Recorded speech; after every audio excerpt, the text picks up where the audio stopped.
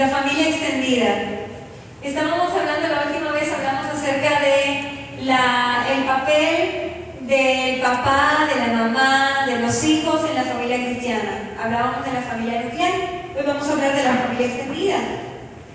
En la nueva creación redimida por Cristo, Dios entregó modelos santos para la familia en la iglesia local, los cuales evaluaremos en la clase de hoy.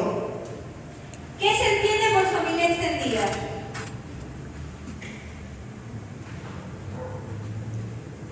¿Cuál es la familia extendida? A ver, mis hermanos.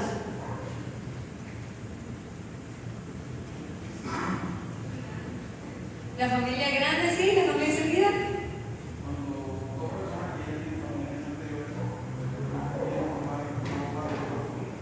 Esa es la familia ensamblada. Pero sigue siendo nuclear. ¿Qué es la familia extendida?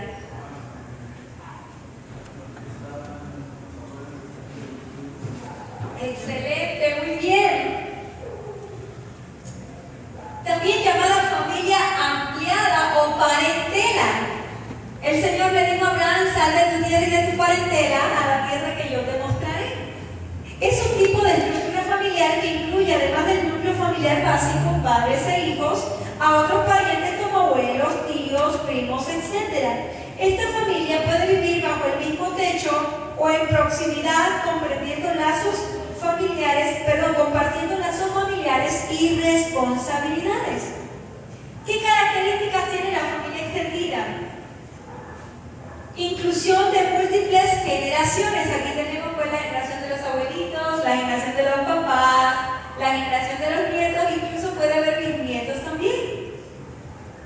Se extiende más allá de la familia nuclear, incluyendo abuelos, tíos, primos e incluso parientes más lejanos, el tío abuelo, el primo segundo. Vínculos familiares fuertes, relaciones familiares cercanas, fuerte sentido de pertenencia y apoyo mutuo. Esto es característico por la familia hispana. La familia hispana, desde el Río Bravo hasta la Patagonia, se caracteriza por ser una familia con estructuras fuertes. Convivencia o cercanía. Los miembros pueden vivir juntos en la misma casa o en proximidad, facilitando la interacción y el apoyo. 4. Compartir responsabilidades. Es común que se compartan las tareas, cuidado de los niños y apoyo económico. Apoyo emocional. La familia extendida puede proporcionar una red de apoyo emocional y social importante para sus miembros. Muy probablemente, acá en la congregación, muchos de ustedes vivan en núcleos de familias extendidas, porque es normal, es común en Hispanoamérica que los hijos se casen y se queden viviendo dentro del hogar, porque a veces la vivienda se dificulta, porque la idiosincrasia del hispano precisamente es como que los hijos se queden bajo el techo de papá y mamá después de estar casados. Pero ahora, esta familia extendida tiene dificultades. En primer lugar, la constante presencia de la familia extensa puede dificultar la solidez y autonomía del nuevo matrimonio debido a la falta de intimidad, pues precisamente en nuestros modelos hispanos se rompe el mandato del Señor en Génesis 2:24. Vamos a leerlo. ¿Quién me ayuda con Génesis 2:24?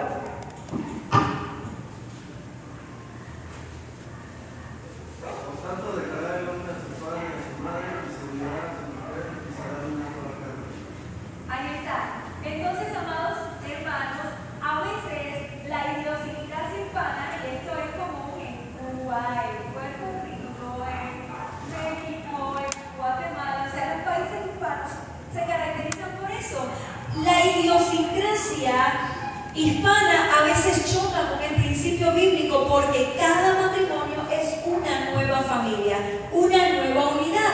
Dejará el hombre su padre y a su madre y se unirá a su mujer y serán una sola carne. Entonces esta es la primera dificultad. La constante presencia de la familia extensa puede dificultar la solidez y la autonomía del nuevo matrimonio. Muchas veces los nuevos matrimonios tienen problemas precisamente porque no tienen espacio espacio para la intimidad en cuanto a platicar sus problemas sin que hayan terceros involucrados. Segundo, problemas de comunicación y límites. La falta de límites en los roles puede generar conflictos en la crianza de los niños, puesto que, esto en Cuba se da muchísimo, puesto que el papá, la mamá se va a trabajar, el niño se queda con la abuelita, pero la abuelita le permite hacer cosas que no le permitían los papás. ¿Acuerdas cuando tu bisabuela te permitía comer y tu abuelita te tenía dieta?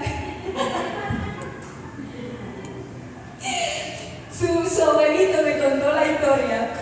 Él vivía con sus abuelitos, sus papás vivían en otra ciudad, en otro pueblo, y él vivía con sus abuelitos y con sus bisabuelos, pero su abuelita lo tenía a dieta. Y entonces la abuelita no le permitía comer nada de azúcar, ni carbohidratos, ni nada, porque lo tenía en un peso bien. Y la bisabuelita le ponía debajo de la cama helados, dulces, golosinas, lo llamaba, le chiflaba, y el nene se metía debajo de la cama a comer los dulces. Y la abuelita decía, ay, ¿por qué mi nietecito Yuri no baja de peso si yo estoy haciendo todo como dice el dietista? Hasta que descubrió que la bisabuelita le daba dulces. ¿Qué quiero hacer con esta historia que me permitió hacer? Precisamente, mis hermanos amados, que a veces los abuelitos son muy consentidores de los niños. Y entonces los papás intentan poner límites, pero los abuelitos se quedan con los nietos y los abuelitos dicen, shh, no le digas nada a tu mamá, no le digas nada a tu papá, pero mira, toma. Mi mamá en Estados Unidos conoció una familia que a la nietecita la mamá le prohibía, tenía 9 años, le prohibía tener celulares inteligentes, smartphone, para que no se conectara a las redes sociales. Y la familia, escondido de la mamá, le compró un celular inteligente. Solamente tenía uno de botoncito, como dicen acá, de ladrillito. Así era el único que tenía. Entonces, la familia escondida de la mamá le compró un teléfono. Y ella lo traía escondido. ¿Saben qué pasó? Que la nena salió embarazada en la secundaria. Precisamente por la falta de límites. Entonces, esto sucede en hogares de este tipo. La falta de límites en los roles puede generar conflicto en la crianza de los niños, sobre todo cuando los abuelos intervienen a menudo, restándole autoridad a los padres frente a los niños. Y los niños, bien inteligentes, pues agarran de donde mejor les convenga. Cuentan que cuando yo estaba chiquilla, de 1 año, hablaba bastante bien, mi abuela me escuchó. Agarré a una niñita y le empecé a dar mis clases y mis consejos. Que yo le decía, llora para que porque cuando yo no me quieren dar algo y yo lloro, ahí viene mi abuelita y me dan todas las cosas. Y me dieron una buena paliza, una buena corrección. Entonces, hermanos amados, esto sucede a menudo. 3. Problemas financieros y falta de aislamiento. ¿A qué nos referimos con la falta de aislamiento? Precisamente falta de intimidad. Esto se puede generar debido a que varios adultos dependen económicamente de una misma persona. Puede ser, por ejemplo, el abuelo, el papá o quizás el hijo. Todos dependen económicamente de una misma persona, así como la falta de privacidad que limita la individualidad de cada miembro de la familia. Hermanos amados, en Cuba, la situación de la vivienda está en crisis tremenda y a veces, por ejemplo, en una casita que tiene 1 o 2 habitaciones viven 7 u 8 personas. Imagínense, el hijo se casa con la esposa, tiene que dormir en la sala y a veces esto genera conflictos. ¿Por qué? Porque no hay intimidad, no hay privacidad para que un nuevo matrimonio se desarrolle y esto genera conflictos. 4. La sobrecarga de tareas puede llevar al agotamiento a algunos miembros, sobre todo las mujeres.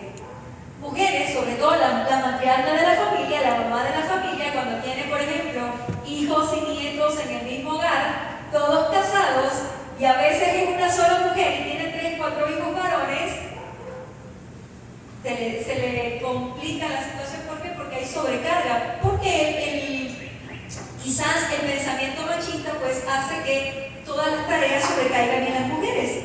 Ahora, conflictos y tensiones se pueden generar debido a la falta de privacidad de las parejas jóvenes, los matrimonios jóvenes que vienen a vivir a este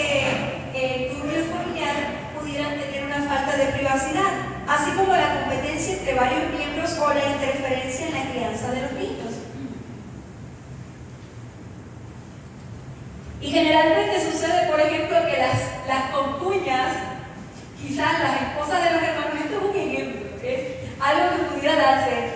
Estas empiezan a competir por quién tiene mejor solvencia económica o quién tiene mejores cosas. Se dan estas situaciones. Y por último, confusión en la crianza de los niños, enviando mensajes contradictorios. Ahora, vamos a analizar el papel de los abuelos. ¿Cuál es el papel de los abuelos? Porque los abuelos pertenecen a la familia extendida, no son la familia nuclear. Vamos a leer 2 de Timoteo 1:5.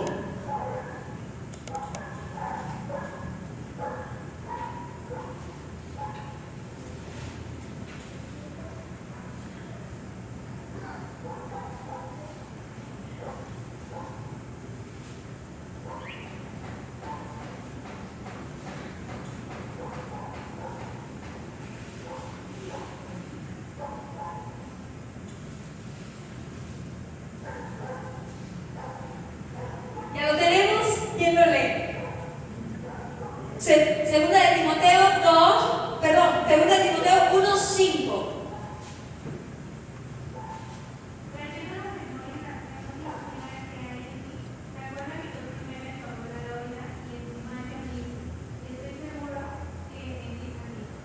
En la familia cristiana, los abuelos pueden ser figuras claves para la transmisión de la fe y modelos sanos de espiritualidad. Y aquí vemos un modelo sano de espiritualidad en la abuela de Timoteo. Yo recuerdo a mi abuela Gloria, la mamá de mi papá, todavía vive, gracias al Señor, y mi abuela Xiomara, pero mi abuela Gloria, ella desde pequeñita me enseñó principios cristianos, me enseñó enseñanza de la palabra del Señor que hoy todavía guardo, sobre todo a depender de Dios y a creer en los milagros. Es una mujer de Dios tremenda y ya les he platicado. Entonces, los abuelos pueden ser consejeros y apoyo para los matrimonios jóvenes de la familia, compartiendo sus experiencias de fe y de crianza familiar. Sin embargo, los abuelos no deben intervenir desde el punto de vista bíblico en las decisiones del nuevo matrimonio en cuanto al establecimiento de la familia o el cuidado de los hijos, hermanos amados. Y esto es bíblico, cualquier parecido con la realidad es pura coincidencia, no piense nada, esto simplemente fíjense, son mis temas que les doy a mis alumnos del Instituto Bíblico. Mis hermanos amados, de acuerdo a la palabra del Señor, la responsabilidad de la crianza de los niños, Dios se las ha dado directamente a papá y a mamá, no a los abuelos. Los abuelos pueden ser consejeros, los abuelos pueden orar, pueden interceder, pero la labor de crianza, la labor de educación pertenece a papá y a mamá. Entonces, esto es una labor de ellos. Sin embargo, los abuelos no deben intervenir en las decisiones del nuevo matrimonio. Los nuevos padres deben mantener su responsabilidad de filiación sin poner la carga económica en los abuelos. Se recomienda también que en la medida de lo posible la nueva familia establezca su núcleo como una unidad separada de la familia de origen. Hermanos amados, y siempre vamos a recomendar en la medida de lo posible que las personas que se casen tengan su propio hogar. Hay un refrán por ahí, no sé si aquí se diga, el que se casa, casa quiere. Allá es muy común.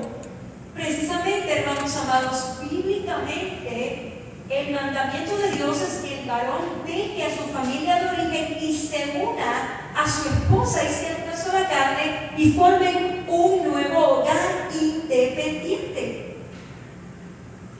¿Hasta aquí algún comentario, alguna pregunta? Recordemos que siempre en los estudios bíblicos, cuando hay enseñanza, podemos participar.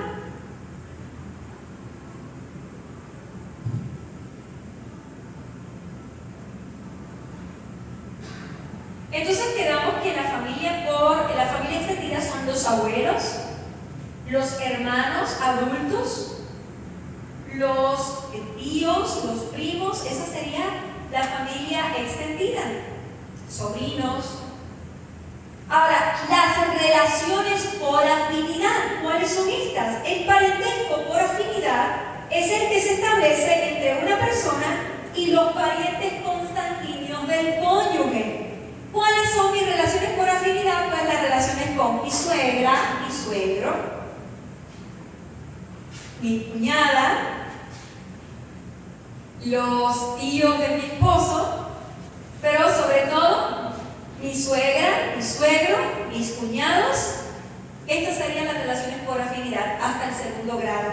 Ahora, el parentesco por afinidad es el que se establece con el cónyuge y los parientes consanguíneos del otro. Es decir, el vínculo que se crea entre una persona y los parientes de su esposo o esposa por medio del matrimonio: suegro, nuera, yernos, cuñados, padrastros, madrastras e hijastros, en caso de una familia ensamblada o reconstruida.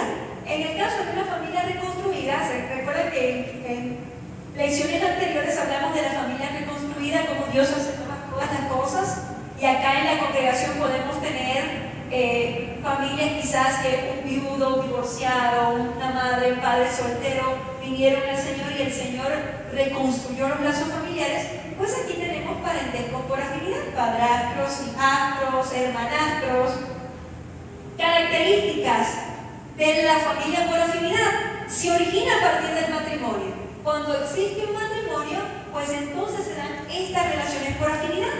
Se determina por la línea de parentesco consanguíneo que el cónyuge tiene con cada pariente. Pues mi suegra, la mamá de mi esposo, mi suegra sería mi parentesco por afinidad de primer grado. Mi cuñada sería de segundo grado porque es la hermana de mi esposo. Y así, se extingue por disolución del vínculo matrimonial, por muerte del cónyuge o divorcio, este parentesco se extingue. Ahora, en la iglesia local, y esta es mi experiencia pastoral, en mis algunos años de ministerio, me he percatado, y como hija de pastor, en mis 36 años de hija de pastor, me he dado cuenta precisamente que la mayoría de los conflictos que se generan en la iglesia local se dan por los parentescos de afinidad.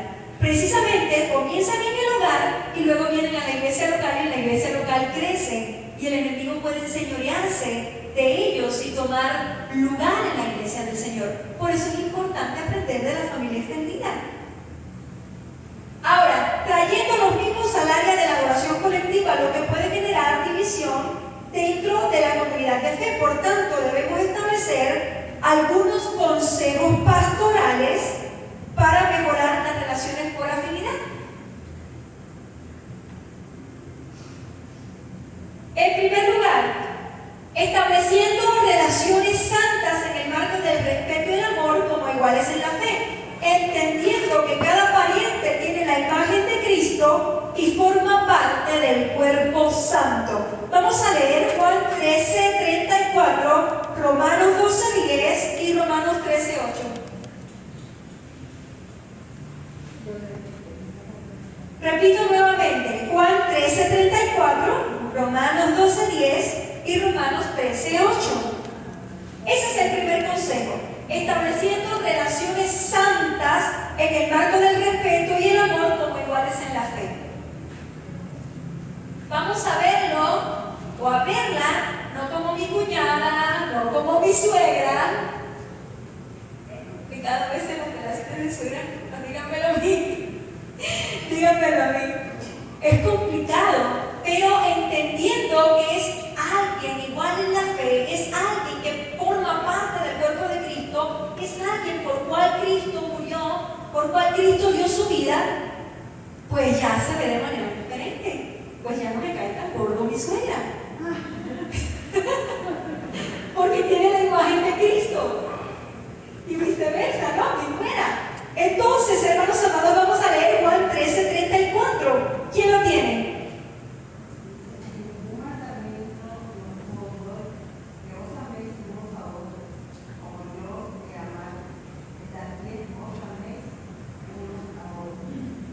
Bien, muchas gracias. Romanos 12:10.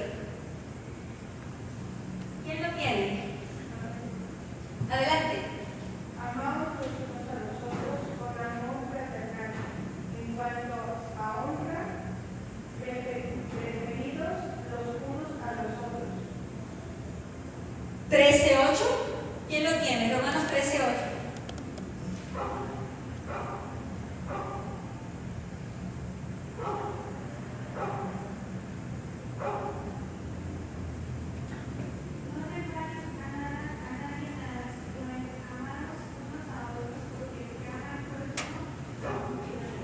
Pues los 3 versículos hablan del amor.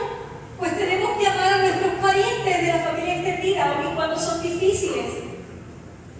Yo también soy difícil, usted también es difícil. Fíjense, cuando yo estaba chiquilla, 16, 17 años, en plena adolescencia, y la adolescencia es complicada, yo siempre estaba, "Ay, no, porque me hicieron, me lastimaron", trataba de queja. Y mi papá me dijo, "Ven acá, ¿y a cuántas personas tú no les has hecho cosas feas?" Yo me quedé calladita, pues sí. Tú también tienes una naturaleza caída. Y cuando mi papá como que me puso en el lugar del ofensor, yo dije, "Ay, no me duele tanto. Es verdad, la ofensa no es tan grave". Hermanos amados, y es que a veces nosotros decimos, "Me la hicieron", pero ¿y cuántas veces hemos sido nosotros los que hemos dañado, los que hemos ofendido a nuestro hermano, nuestro prójimo? Y esto también en la familia es clave para entenderlo. Segundo consejo, mantener una postura neutra para con el cónyuge del pariente consanguíneo, permitiendo que los esposos resuelvan ellos mismos el conflicto sin tomar partido por el pariente que es mi sangre. Hermanos amados, cuando hay un conflicto, pudiera ser de los esposos, suegros, hermanos, del cónyuge consanguíneo, no tomar partido, sino que permitirle a ellos darle su espacio para que ellos puedan resolver el conflicto y no tomar partido. Porque sucede en la mayoría de los hogares que la suegra dice, "Pero es que a mi hija le hiciste y a mi hijo le hiciste", y entonces ahí vienen todos los problemas, hermanos amados. Que cada cual tenga la capacidad de amor espiritualmente de cada uno resolver sus propios conflictos, y los parientes consanguíneos mantener una postura neutra. Vamos a leer Miqueas 6:8, Proverbios 21:3 y Isaías 56:1. Miqueas 6:8. Si me pudieran apoyar por acá. Miqueas 6:8. ¿Alguien ya lo encontró?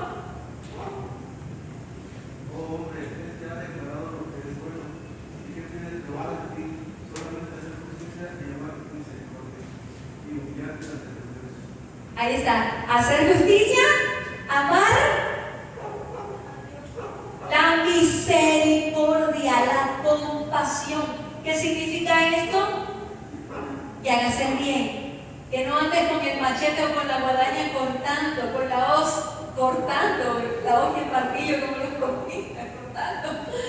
Que hagas misericordia, que hagas el papel de Cristo, de perdonar, de andar en amor. Proverbios 21:3.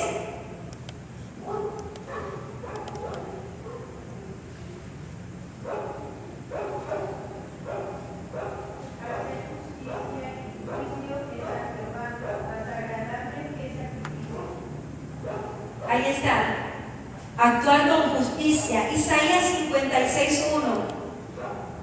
¿Quién lo tiene?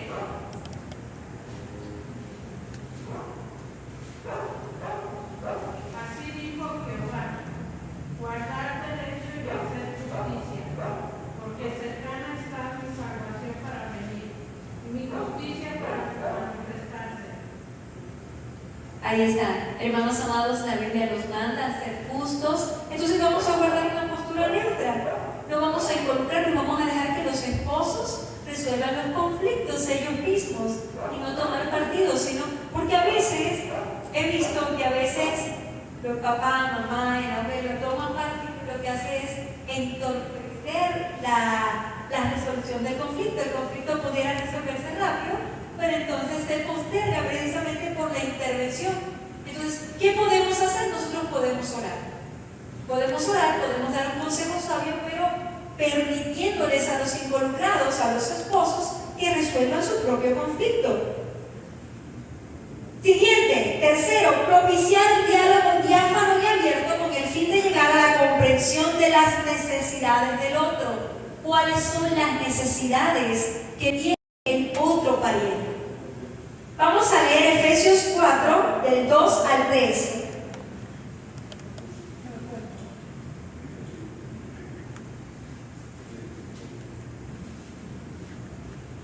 ¿Qué encontraron en Efesios 4, del 2 al 3? Con toda humildad y mansedumbre, soportándoos con paciencia los unos a los otros en amor, solícitos en guardar la unidad del Espíritu en el vínculo de la paz. Ahí está, solícitos en guardar la unidad del Espíritu, el fruto de la paz. Hermanos amados, recordemos que nuestros parientes de nuestra familia extendida, sean por consanguinidad, o sea, los que tienen parentesco de sangre, o los que sean por afinidad, la familia del cónyuge, hermanos amados, son nuestros hermanos en Cristo, muchos de ellos. Y los que no son cristianos, pues tratémoslos con amor para que sean hijos de Dios, para que la oración de Jesucristo al Padre se cumpla en nuestras vidas, que ellos sean uno como tú y yo somos uno, para que el mundo crea. Ahora, seguimos. Evitar una postura de injerencia en el nuevo hogar nuclear. Padres y madres, o sea, evitar la postura de los Estados Unidos que se meten en los gobiernos de todos los países. Evitar una postura ingerente, evitar intervenir, que cada cual pueda criar a sus hijos como Dios le esté dando. No sé si me hago entender, hermanos amados. Ya decíamos que la responsabilidad de la educación de los niños, papá y mamá, de manera directa, Dios les va a demandar a ellos el alma de estos niños, no a los abuelos, no a los cuñados, no a otras personas. Entonces, evitar intervenir tanto en el hogar, que ellos no puedan desarrollarse, que no puedan resolver sus conflictos, que no tengan la madurez espiritual para hacerlo. Hermanos amados, y esto es complejo, porque a veces matrimonios que uno dice, wow, Dios los pensó en el cielo y en la tierra se completaron, o sea, la voluntad de Dios, no cabe duda que es la voluntad de Dios, terminan divorciándose, precisamente porque no pudieron solventar, no pudieron desarrollar el matrimonio debido a la falta de intimidad, porque como no tenían un lugar aparte, no podían tratar los asuntos que concernían al establecimiento de su propia familia sin intervención de terceros. Entonces, eso es también importante. Evitar una postura de injerencia en cuanto a la nueva familia. Ahora, siguiente, mostrar una postura pacificadora ante la aparición de un conflicto familiar. El Señor Jesús dice, bienaventurados los pacificadores. ¿Qué es un pacificador? Pues alguien que gana el premio Nobel de la Paz, que busca la paz. Y los cristianos son pacificadores por naturaleza, porque ser pacificador es una de las características del fruto del Espíritu, la benignidad. Entonces es parte del fruto del Espíritu. Vamos a leer Salmo 34:14 y Mateo 5:9.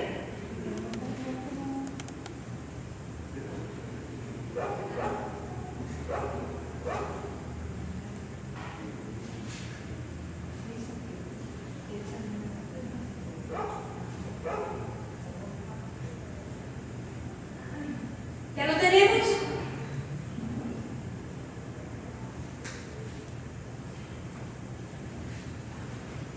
¿Quién tiene Salmo 34:14? Apártate del mal y haz el bien, busca la paz y síguela. Mateo 5:9.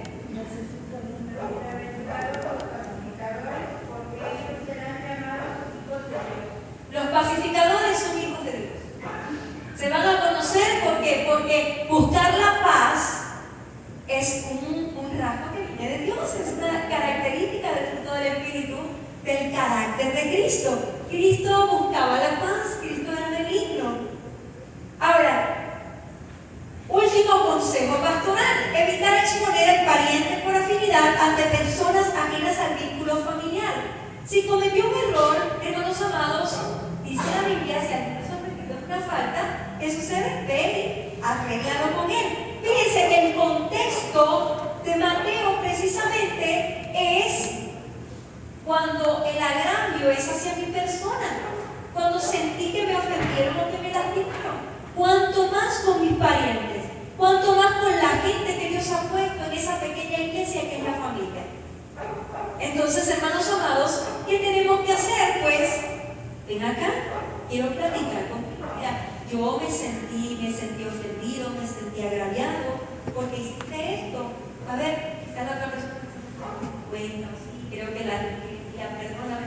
Y arreglarlo acá. Pero a veces, mis hermanos amados, nosotros los hispanos, y esto es una costumbre latinoamericana, nosotros los hispanos a veces no vamos con el infractor, vamos con un tercero, con un cuarto, y no arreglamos el conflicto. Y cuando venimos a ver, el conflicto está grandísimo. Entonces, ¿cuál es el primer consejo? Que nosotros resolvamos el conflicto hablando. Porque de hecho, eso, la palabra del Señor nos dice esto. Y más si nuestros parientes también son cristianos, también son hijos de Dios. Hermanos amados, la convivencia, estamos seguros que la convivencia genera conflicto. Que levante la mano y que no haya tenido conflicto nunca, ni siquiera con su esposo.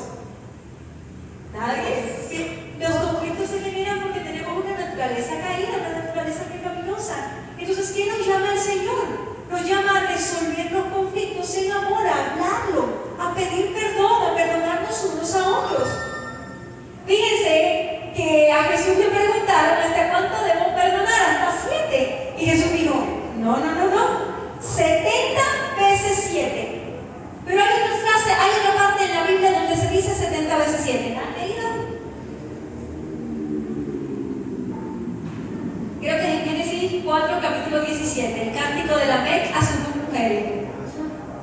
Si 7 veces fue vengado Caín, Lamec será vengado 70 veces 7. Entonces, la cultura de venganza, la cultura de violencia, la cultura de sangre impuesta en la caída a raíz de Caín, porque Lamec es un descendiente de Caín, Cristo la revierte y dice, no, el perdón 70 veces 7. Hermanos amados, la cultura del reino no es la venganza, no es el conflicto. La cultura del reino es el amor y el perdón.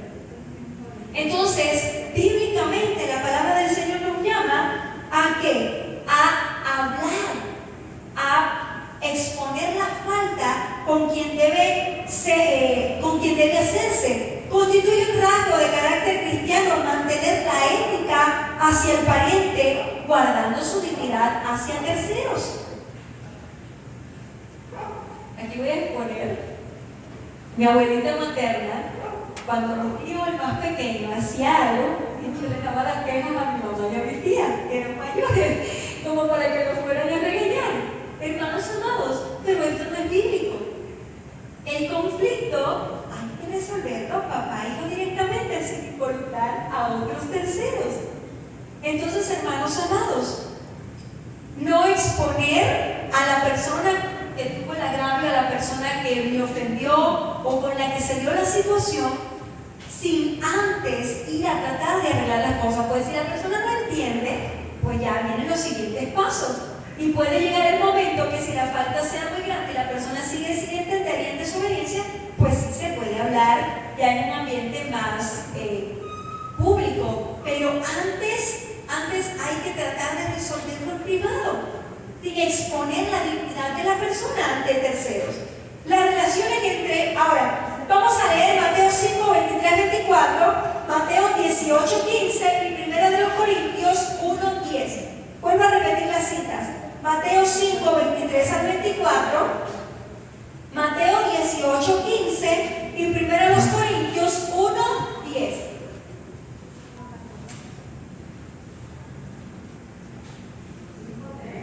Cinco, 23 al 24. ¿Quién lo tiene? Por tanto, si traes tu ofrenda al altar y ahí te acuerdas de que tu hermano tiene algo contra ti, deja ahí tu ofrenda delante del altar y anda, consíguete primero con tu hermano, entonces ven y presenta tu ofrenda. Ahí está. Fíjense que no es que yo tengo tengo algo contra mi hermano. Me enteré que mi hermano tiene algo que puede ser que yo ni siquiera me di cuenta, pero mi hermano guardó un agravio contra mí. ¿Qué tengo que hacer? Ir y reconciliarme. Aunque yo no tenga nada contra él, porque a veces dicen, no, Dios es testigo que yo no tengo nada. Si no eres tú, es tu hermano el que ha guardado un agravio contra ti. Antes de presentar tu ofrenda, antes de presentar tu adoración a Dios, primero ve y reconcíliate, arregla las cosas. Entonces vamos a tener esto presente. Mateo 18:15, ¿quién lo tiene? Por tanto, si tu hermano peca contra ti, ven y repréndele, estando tú y él solos. Si te oyere, has ganado a tu hermano. Fíjense que el contexto de esto es, ahí está la clave exegética. Peca contra ti, tiene que ver con una fricción que se generó en el marco de las relaciones interpersonales.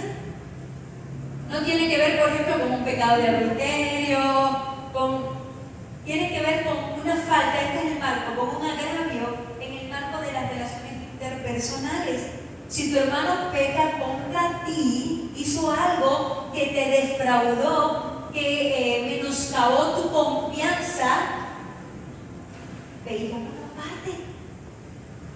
Esto es bíblico. 1 Corintios 1:10, ¿quién lo tiene?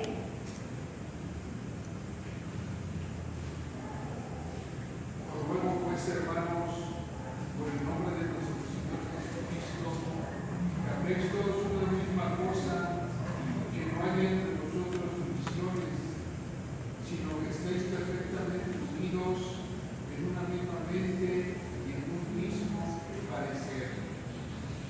Ahí está, mis hermanos amados. Entonces vimos las relaciones por afinidad, las relaciones entre parientes, padres e hijos, fuera del núcleo familiar, o sea, la familia extendida. Vimos las relaciones por afinidad y ahora vamos a ver las relaciones entre los hermanos adultos, los que ya están casados o los que no se han casado pero viven dentro del núcleo familiar y ya son adultos.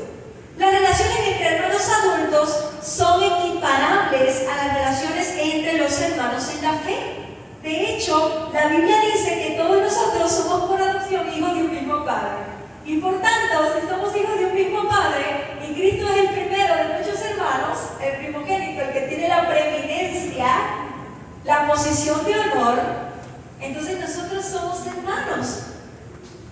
Ya que la Biblia describe a la comunidad de creyentes como la gran familia de hermanos. En este sentido, el vínculo de los hermanos debe ser en amor y respeto a la dignidad de cada uno de ellos. Vamos a leer Gálatas 6:10.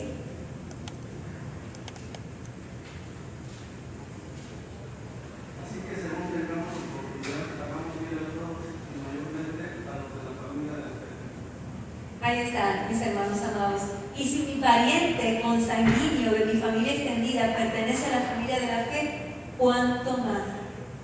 ¿Cuánto más bien? ¿Cuánto más amor? ¿Alguna pregunta? ¿Algún comentario?